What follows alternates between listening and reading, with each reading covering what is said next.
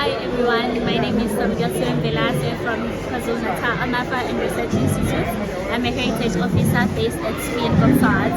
Here it's day one of Africa Tourism in Indaba. We're showcasing what is Amafa doing as a part of the province. We're going to be showcasing our heritage sites, the provincial heritage sites, our site like Emakosini, Isandwana, Rock Street, our site like Sibudu World Heritage Sites, our sites like Springbok Bakefield sites, of which it was commemorating 125 years since the victory took place. We're also showcasing some of the artifacts from our museum that is found on the Cultural Museum called KwaZulu Cultural Museum, of which is a museum with the artifacts from King Ajwayo and also some of the traditional Zulu artifacts.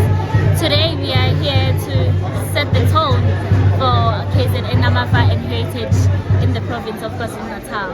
Imibukiso esinayo yesiZulu ebisetshenziswa kakhulu kaZulu esithola lapha emuseum wethu KwaZulu Museum ilokhu abanye bathi ihluzo kodwa thina sikubiza ngevovo. Usebenziswa ukukhama utshwala, ujwayeleke kakhulu kubantu besifazane ebebekhama utshwala beZulu, traditional Zulu beer. So kusetshenziswa bona to sieve ukuze utshwala buhlukane nenhlesi. So this one is ithunga. So mangabe ikwazi Zulu, you'll know when they say self-dumeli masumpeni. So la bekusengelwa khona mangabe inkomo inobisi kusengelwa la before kuze kuyofaka eguleni. So bekuthi mangabe sekuphezulu bese kuthiwa self-dumeli masumpeni, okusho ukuthi we near to the end, sekuseduze ukuthi kugcwale.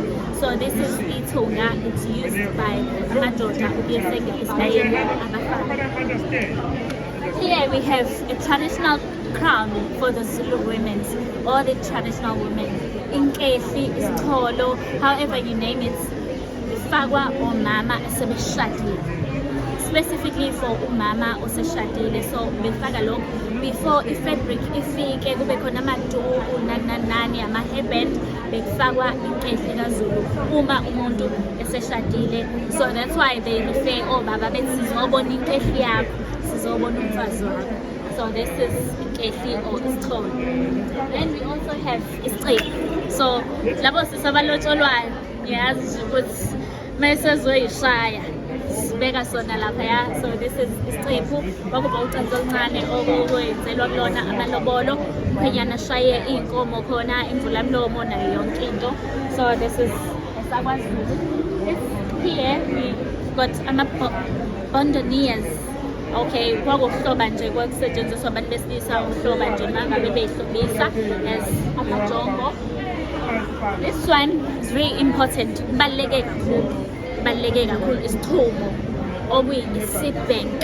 So bekuthi nje amangabe sekuvuniwe kwavunwa sekuyisikhathi sokuthi sigcine imbewu. Then imbewu bifakwa la amathanga bifakwa lana, yonke nje into eyama-seeds, your grains bifakwa la. Then mase kuyisikhathi sokuyotshala, umuntu athatha isithumo sakhe aphumele ensimini aqala umsebenzi. So agricultural seed bank yethu nje traditional ebekubekwa khona izinto ukuze zingaphehli, zingadliwa futhi iy'lwane. Then here we have isigoqozo nokhezo. Ukhe etshwaleni ubaba uyakhe ingwebu asuse then agoqoza utshwala bakhe buhlangane then bese iphuza.